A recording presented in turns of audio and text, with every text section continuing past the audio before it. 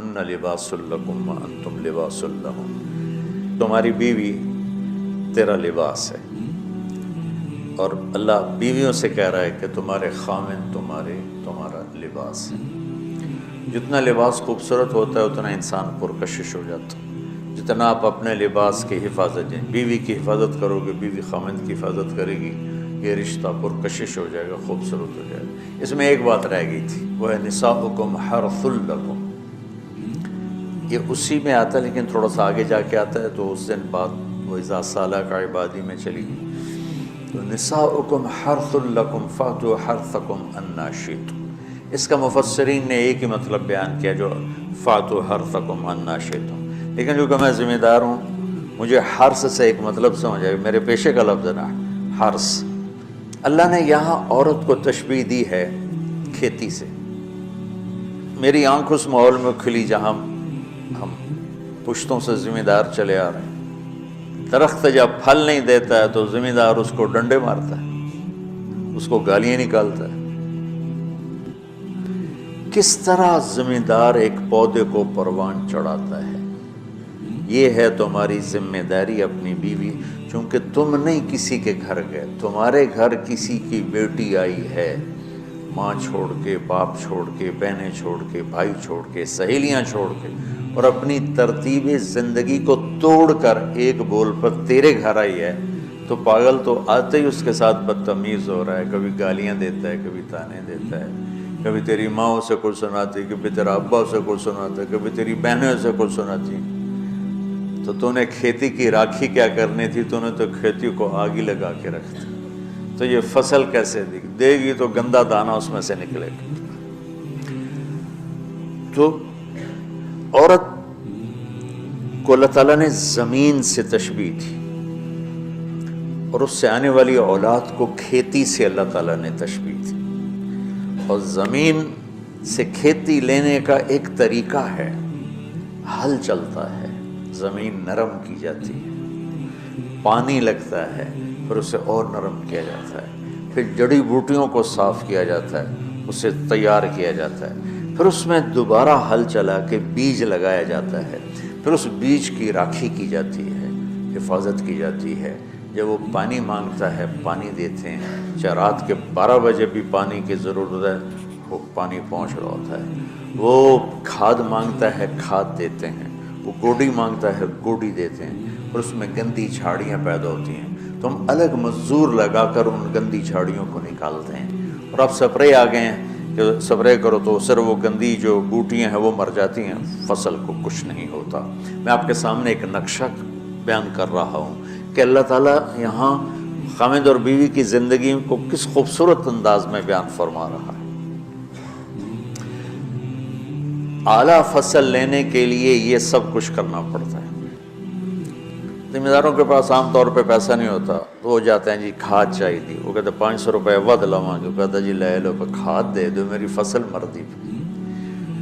تو پھر اسے سپرے کرنا ہوتا ہے، تو اس کے پاس پیسے نہیں ہوتے، پھر وہ سپرے والے کے پاس جائے، یہ نہیں کہتا پیسے کو نہیں دفع کرو، آپ پہ ہوندی تو ہوئے، نہیں ہوندی تو نہ ہوئے۔ ایسا پاگل کوئی ذمہ، چاہے 1 ایکڑ کا ہو چاہے 100 ایکڑ کا ہو، پھر وہ کہتا ہے جی کھاد چاہیے، یوریا، وہ کہتا وہ سپرے کی دوا چاہیے، وہ ڈبے دے پیچھے 200 روپے زیادہ لواں گا، اچھا جی لے لے جی چلے کپا آ جاندی میں دے دیواں گا۔ وہ ادھار پہ مہنگا سامان اٹھاتا ہے اور اس کی ضرورت کو پورا کرتا ہے۔ وہ گندم کو یہ نہیں کہتا، کپاس کو یہی نہیں کہتا میرے کو پیسے کوئی نہیں، میں نہ تینوں پانی لا سکنا، نہ کھاد دے سکنا، نہ سپرے کر سکنا، تو پھر مکھیاں ہی مارے گا، روٹی تو کوئی نہیں لبنی۔ عورت کی زمین میں محبت کا حل چلاؤ،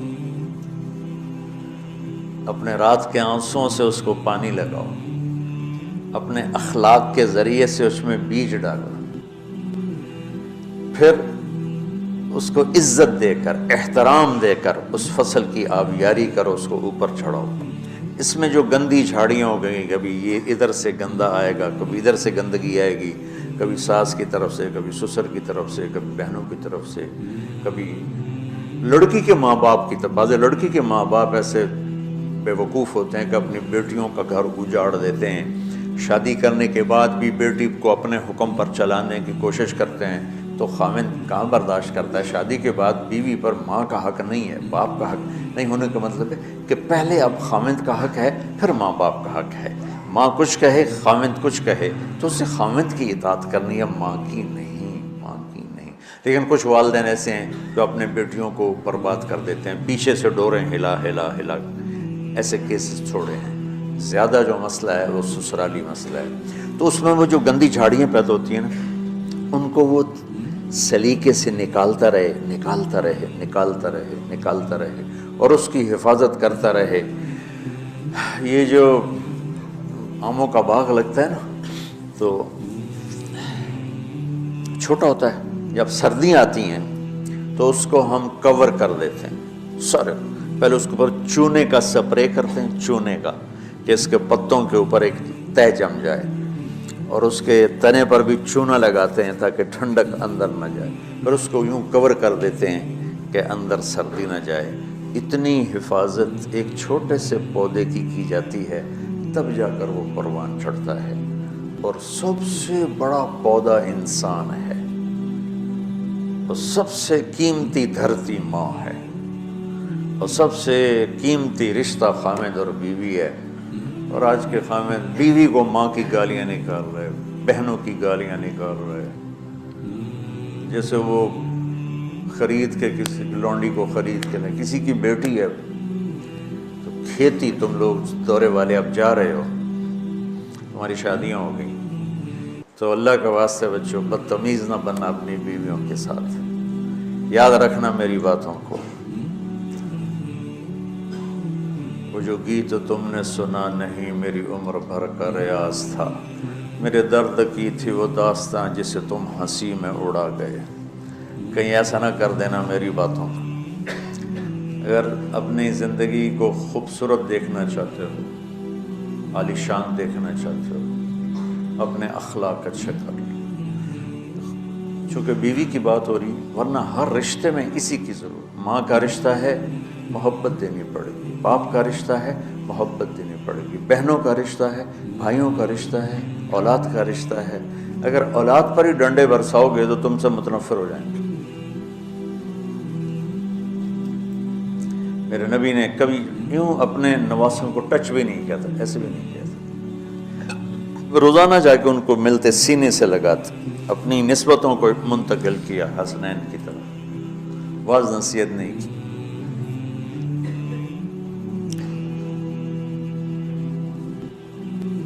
بہت سے بچے علماء کے، تبلیغ والوں کے، نیک لوگوں کے ضائع ہو گئے کہ بچے کا ذوق نہیں دیکھا، بس حافظ بنانا ہے، عالم بنانا ہے، حافظ بنانا ہے، عالم بنانا ہے۔ بناؤ حافظ، بناؤ عالم، پہلے ذوق دیکھ لو، اگر نہیں ہے تو اچھا مسلمان بناؤ، یہی کافی ہے۔ اگر زبردستی چلایا تو وہ بچہ نہ دین کا رہے گا، نہ دنیا کا رہے گا، نہ مدرسے کا رہے گا، نہ تبلیغ کا رہے گا۔ یہ لاکھوں مثالیں میرے سامنے۔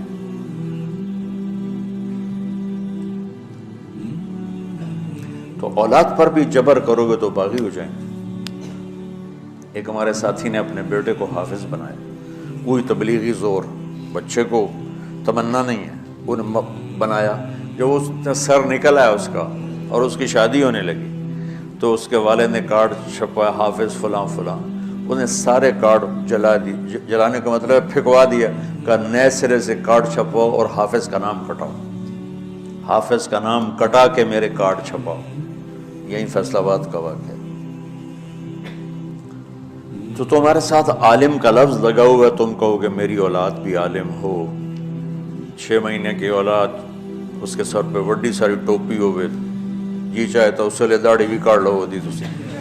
تو اتنے بچوں کے سر پہ ٹوپیاں چڑھائی ہوتی ہیں، ان کی فطرت کی زندگی، ان کو کھیلنے دو، انہیں ٹائم دو، انہیں دیکھو یہ کدھر موڑ رہے ہیں، جس طرف ان کا دھارا جا رہا ہے۔ صرف عالم بننے والا ہی مسلمان ہوتا ہے، صرف حافظ بننے والا ہی مسلمان ہے، اور کوئی مسلمان ہے ہی نہیں۔ اللہ نے ہمیں جو دعا سکھائی ہے، رب ہب لی من الصالح، رب ہب لی من العلماء تو نہیں کہا، رب ہب لی من الحفاظ بھی نہیں کہا، من الصالحین، نیک ہونا ضروری ہے، عالم ہونا ہو گیا تو ٹھیک ہے، نصیب کی بات ہے، بہت اعلیٰ چیز، حافظ بن گیا بہت اعلیٰ چیز، لیکن زبردستی کراؤ گے پچھتاؤ گے۔ زندگی کے تمام شعبوں کو زندہ کرنا۔ ایک اور آیت سورۃ آل عمران کی ہے، یہ سارے دین کی روح ہے اور یہ دین کا مرکزی نقطہ ہے، مرکزی نقطہ۔ جیسے گاڑی ہوتی ہے نا، اس کا بیلنس کیا جاتا ہے تو پھر وہ صحیح چلتی ہے، اس کا ایک نقطہ ہوتا ہے، اس پر آ کر چاروں ٹائروں کو ایک جیسے زاویے پر جمع کرنا ہوتا ہے، پھر وہ صحیح چلتی ہے۔ اگر وہ بیلنس آؤٹ ہو جائے تو وہ سوزوکی ہو یا لینڈ کروزر ہو، وہ سیدھی نہیں چلے گی، کبھی یوں ہو جائے گی، کبھی یوں ہو جائے گی، کبھی یوں، وہ خود بھی تھکے گی اور مسافر کو بھی تھکائے گی۔ تو ہر چیز کا سینٹر پوائنٹ جب صحیح ہوتا ہے تو وہ چیز صحیح چلتی ہے۔ اسلام کا جو مرکزی نقطہ اور پوائنٹ ہے وہ نرمی ہے، شدت نہیں، وہ نرمی ہے، وہ عبادات اور باقی ساری چیزیں اپنی اپنی جگہ پر، لیکن ان سب کو جوڑنے والی جو چیز ہے وہ نرمی ہے۔ یہ میں نے کہاں سے لیا؟ میں ایک دفعہ جا رہا تھا پاناما، تو سورہ کہف کو دیکھ کے پڑھ رہا تھا، ویسے مجھے یاد ہے میں دیکھ کے پڑھ رہا تھا، تو جب میں وَلْيَتَلَطَّفْ پر پہنچا تو حاشیے میں لکھا تھا نصف القرآن، تو میں ایسی تھوڑی دیر سوچ میں پڑا کہ یہ اللہ تو قادر ہے، یہاں کوئی لفظ لا سکتے تھے اللہ تعالیٰ، یہ کیوں لائے وَلْيَتَلَطَّفْ، حد سے زیادہ نرمی کا معاملہ کرنا۔ وہ جو روٹی لینے میں گیا ترکی میں، ترسوس ایک جگہ ہے جہاں اردن والے بھی دعویٰ کرتے ہیں کہ یہاں تھے اصحاب کہف، میں نے وہ بھی دیکھا ہے، اور ترکی والے بھی کہتے ہیں میں نے وہ بھی دیکھا ہے۔ تو ترکی والا قرآن کی تعبیر سے زیادہ جوڑ کھاتا ہے، اردن والا جوڑ نہیں کھاتا ہے۔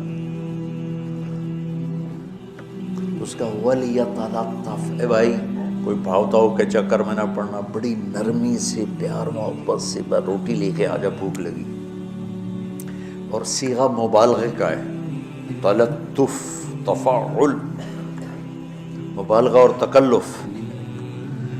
تو تمہارے اندر اگر سختی ہے پھر بھی تم با تکلف نرمی کرو، تمہارے اندر شدت ہے پھر بھی اپنے اوپر نرمی طاری کرو۔ تو یہاں سے مجھے یہ بات سمجھ میں آئی کہ پوری شریعت کا سینٹر پوائنٹ قرآن ہے، اور قرآن کا سینٹر پوائنٹ نرمی ہے، وَلْيَتَلَطَّفْ۔ اب ہمارے ڈانٹ ڈپٹ کو بزرگی سمجھا جاتا، ڈانٹ ڈپٹ کو تربیت سمجھا جاتا، استاد شاگرد کو ڈانٹ رہے ہیں، پیر مریدوں کو ڈانٹ رہے ہیں، امیر مامور کو ڈانٹ رہے ہیں، والدین اولاد کو ڈانٹ رہے ہیں، اور میرا اللہ کہہ رہا ہے نرمی۔ اب آیت سنو، یہ بات سمجھ میں آ گئی؟ اب آیت سنو، اللہ تعالیٰ فرما رہا ہے اپنے محبوب سے، فَبِمَا رَحْمَةٍ مِّنَ اللَّهِ لِنْتَ لَهُمْ وَلَوْ كُنْتَ فَظًّا غَلِيظَ الْقَلْبِ لَانفَضُّوا مِنْ حَوْلِكَ فَاعْفُ عَنْهُمْ وَاسْتَغْفِرْ لَهُمْ وَشَاوِرْهُمْ فِي الْأَمْرِ فَإِذَا عَزَمْتَ فَتَوَكَّلْ عَلَى اللَّهِ إِنَّ اللَّهَ يُحِبُّ الْمُتَوَكِّلِينَ۔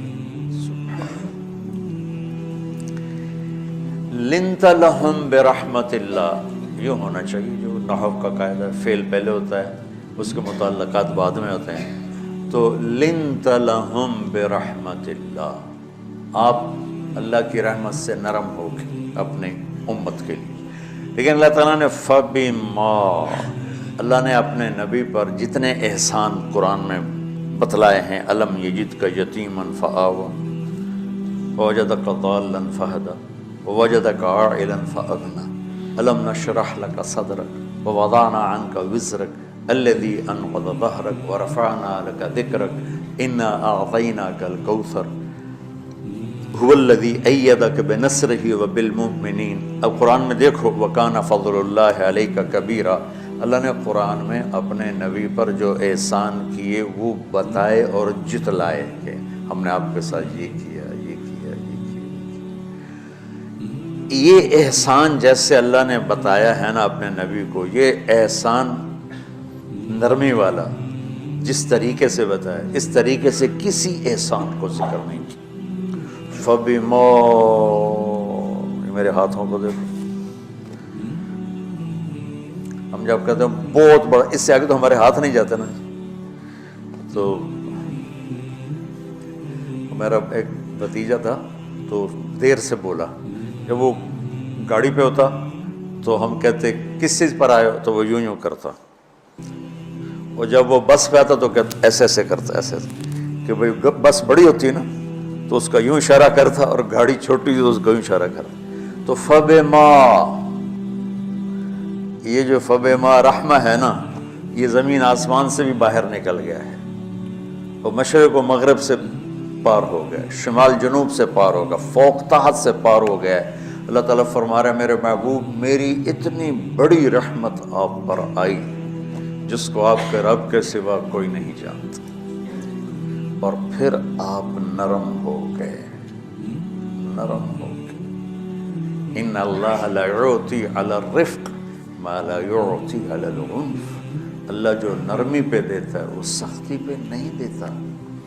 لو کان الرفق خلقا لما رأى الناس خلقا احسن منه، نرمی کی کوئی شکل ہوتی تو اس سے حسین کائنات میں کوئی شکل نہ ہوتی، جنت کی حور سے بھی اعلیٰ شکل ہوتی۔ وَلَوْ كَانَ الْعُنْفُ خَلْقًا لَمَا رَأَى النَّاسُ خَلْقًا أَبْغَضَ مِنْهُ،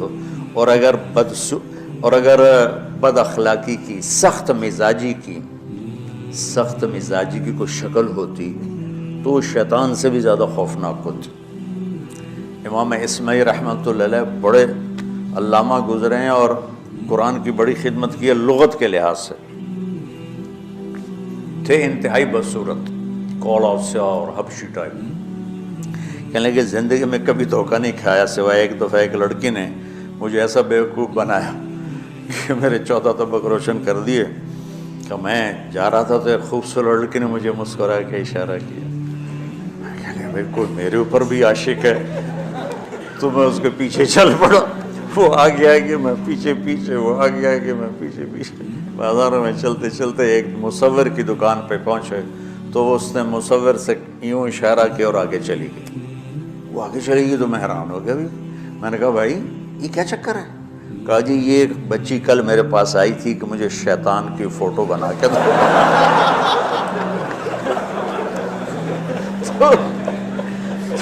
تو میں نے اس سے کہا بیٹی میں نے تو شیطان دیکھا نہیں، تو مجھے دکھا تو میں اس کا فوٹو بناؤں، تو آج تمہیں لے کر کہہ رہی تھی یہ ہوتا ہے، ایسا ہوتا ہے۔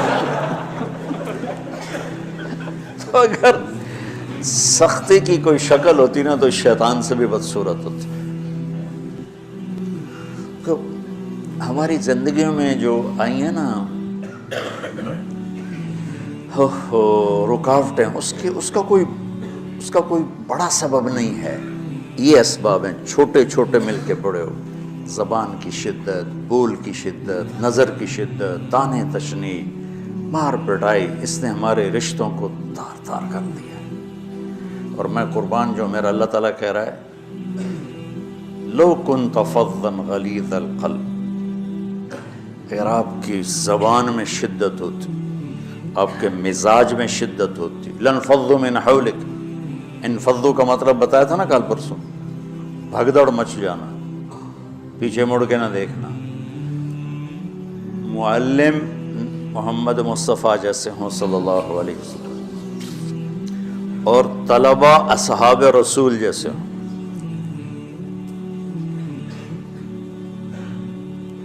محمد الرسول اللہ، سورہ فتح اللہ نے یوں ایک آیت، محمد الرسول اللہ والذین معہ، یہاں محمد اللہ کے رسول ہیں، یہ دعویٰ ہے، کہ یہ میرے رسول ہیں۔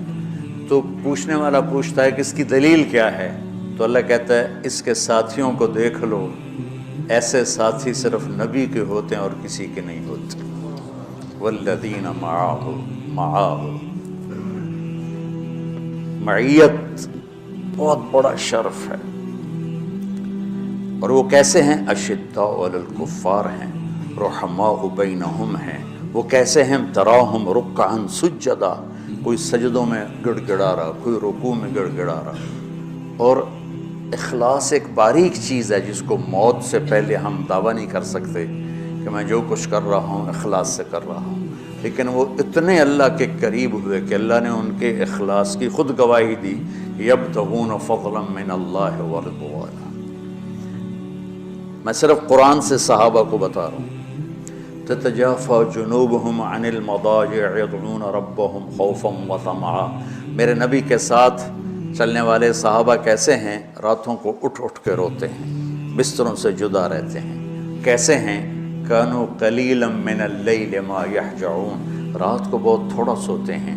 وبالاسحار هم يستغفرون، اور پھر سحری کے وقت توبہ استغفار کرتے ہیں۔ یہ کیسے ہیں؟ یؤثرون علی انفسهم ولو کان بهم خصاصہ، خود بھوکے رہ کر یہ اوروں کو کھانا کھلاتے ہیں۔ یہ کیسے ہیں؟ لقد رضی اللہ عن المؤمنین اذ یبایعونک تحت الشجرہ فعلم ما فی قلوبہم۔ یہ کیسے ہیں؟ یہ قرآن صرف بتا رہا ہے کہ صحابہ، آخری بات درجہ بندی کی، لا یستوی منکم من انفق من قبل الفتح وقاتل۔ میرے محبوب، آپ کے صحابہ کے دو ہیں جماعتیں، ایک وہ ہیں جو فتح مکہ سے پہلے ایمان لائے، اور ایک وہ ہیں جو فتح مکہ اور اس سے آخر تک ایمان لائے۔ یہ جو بعد والے ہیں نا، یہ پہلے والوں کے برابر نہیں ہو سکتے، اللہ نے فرق مراتب رکھا ہے۔ اتنے بڑے مقام کے لوگ، لفظ کیا آ رہا ہے؟ لن فضوا من حولی، یہ آپ کو چھوڑ کے بھاگ جاتے۔ سختی اتنی بڑی بلا ہے کہ اتنے دھرتی نے کسی نبی کے ایسے ساتھی نہ دیکھے نہ دیکھے گی، اور ایسے عظیم انسان دنیا میں نہ آئے نہ آئیں گے۔ انبیاء کے بعد عظیم ترین انسانوں کا ٹولہ، لیکن وہ بشر تھے، ان سے خطائیں ہوئیں، ان سے گناہ ہوئے، پر اللہ نے کہا جاؤ ہم نے معاف کر دیا، کلا وعد اللہ الحسنى، جاؤ سب کے لیے جنت ہے۔ تو میرا اللہ کہہ رہا ہے میرے محبوب، اور اب تھوڑے سے احادیث سے سن لو۔ آپ نے کہا ابو بکر جنتی، عمر جنتی، عثمان جنتی، علی جنتی، طلحہ جنتی، زبیر جنتی، سعد بن ابی وقاص جنتی، عبد الرحمن بن عوف جنتی، ابو عبیدہ بن جراح جنتی، سعید بن زید جنتی۔ بلال، جب جنت میں جاتا ہوں تیرے پاؤں کی آہٹ اپنے آگے آگے سنتا ہوں۔ جس نے جنتی عورت کو دیکھنا ہو ام رومان کو دیکھ لے، بڑے بڑا مناقب صحابہ اٹھا کے دیکھو۔ میرا ایک امتی آئے گا جنت کے دروازوں پر تو 8 دروازے کھل کے کہیں گے مرحبا، ادھر آ جائیں، ادھر ادھر۔ سلمان فارسی ایسے ہوئے، یا رسول اللہ کون ہے یہ؟ تو آپ نے کہا یہ بیٹھا ہے ابو بکر، اس کو جنت کے 8 دروازے پکاریں گے۔ عمر، ایک محل دیکھا بہت عالیشان، میں سمجھا میرا ہے۔ جب جانے لگا تو فرشتے نے کہا آپ کے غلام عمر بن خطاب کا ہے۔ عثمان، جنت میں ہر نبی کا رفیق ہے، میرا رفیق تو ہے۔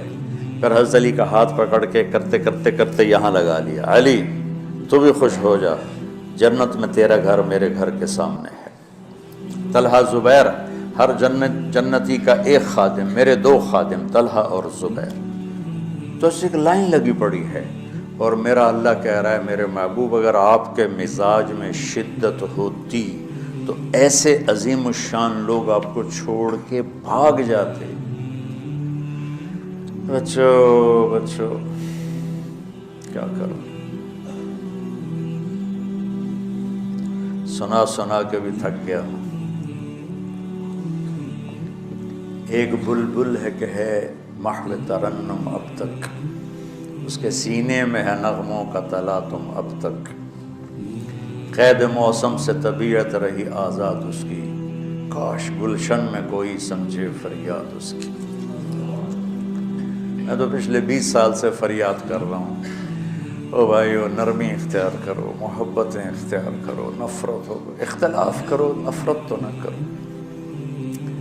بیوی سے اختلاف ہو گیا ہے تو نفرت تو نہ کرو، بیوی کو خامن سے ہو گیا نفرت تو نہ کرو، بہن بھائیوں میں ہو جاتی اونچ نیچ، نفرت ہے تو نہ کرو، سلام دعا ختم۔ تو آپ فارغ ہونے والے ہو، یہ اسباق یاد رکھو گے تو آپ ہی کو فائدہ ہوگا انشاءاللہ۔ پھر جہاں جاؤ گے گلاب کے پھول کی طرح مہکو گے۔ چمن میں بہت سے پھول ہوتے ہیں، لیکن جہاں گلاب کھلا ہوتا ہے سب کی نظر وہیں جا کر ٹکتی۔ تو اگر میں نے یہ اخلاق بنا لی، یہ نرمی اپنے اندر پیدا کر لی، تو اللہ کی قسم گلاب کے پھول کی طرح مہکو گے بھی صحیح۔